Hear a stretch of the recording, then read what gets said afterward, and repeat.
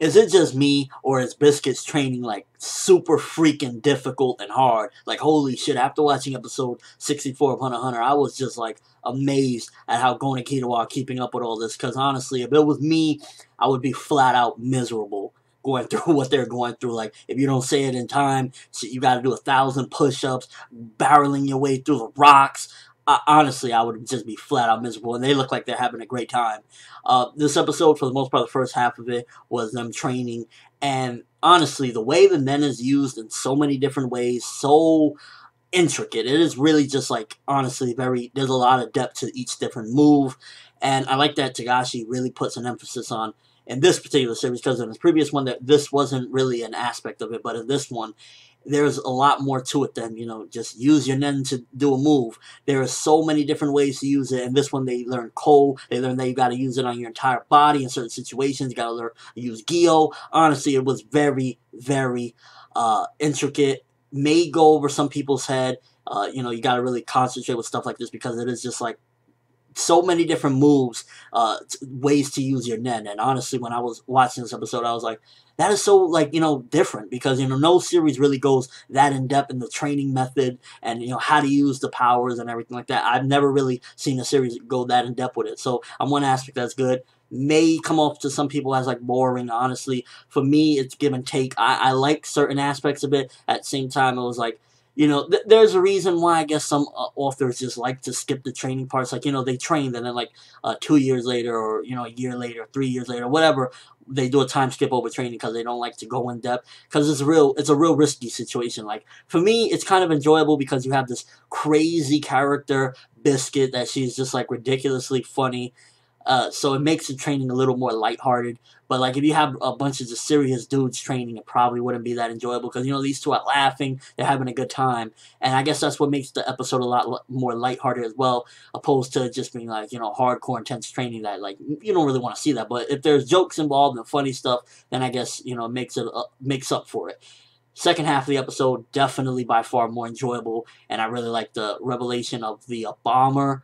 That shit was really, like, where I was like, oh, shit, because I was, like, paying attention to the training, and then when that part came out, I was like, oh, because, the way they set it up, having that group, because from the very get-go, me being a reviewer, and for a while now, seeing how plot twists go, from the minute that group showed up, as soon as they showed up on Greed Island, I suspected them of something, and then, for a while, I've just been like, we'll see eventually where that leads. And then that blonde dude coming up and saying, I'm the bomber, and everything, the way he planned everything, that shit was legit. It was really written very nicely. Like, you get a nice surprise out of it. Like, after the training stuff, you get a good surprise. So it was a nice mixture of an episode. You put some training, but you also put some very exciting stuff as well with the bomber.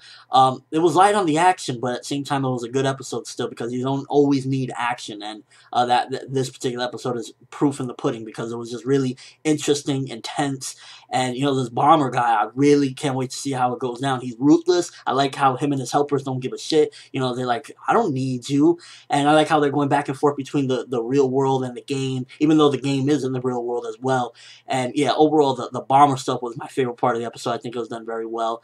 And another awesome part of the episode is the Troupe. Like, those people, they don't stop. They're so freaking, like, just constantly at it. They're going to the real world where Greed Island is. So I don't know if that's going to give them an advantage, or, how's that going to work? Because if they get in there, they won't have any cards to use. So will they, how will that work? I'm really excited to see how that's going to go. And overall, this episode was actually very good. I liked it. I give it a 3.5. From when the bomber onward, that's where it really got exciting and intense. The training was cool. It was funny, lighthearted. I feel bad as hell for them, because me, like I said, I would be in hell with Biscuit's training. But, they seem to be having a good time. So, yeah, it was kind of comedic, lighthearted, maybe a little slow in certain aspects for some people. This particular time, I wasn't really finding it that slow. I found it enjoyable.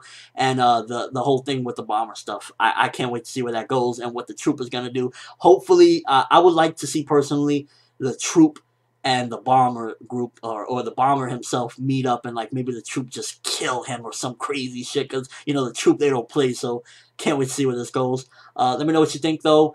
If you haven't seen, if you haven't read this far in the manga, what do you think? Are the Troupe and the Bomber gonna meet up together and have like some clash, or what's gonna happen with that, and how you think Gon and Killua are gonna mix into it? I think after their training, like I don't think the Bomber's gonna be stopped. I think after Gon and Killua's training, they're gonna go meet up with the Bomber and then fix the situation. But maybe that's just me. Either way, can't wait to see where this goes. That's one thing about Hunter x Hunter. It's always surprising for me. It never goes the way a typical shonen will go, and I love it.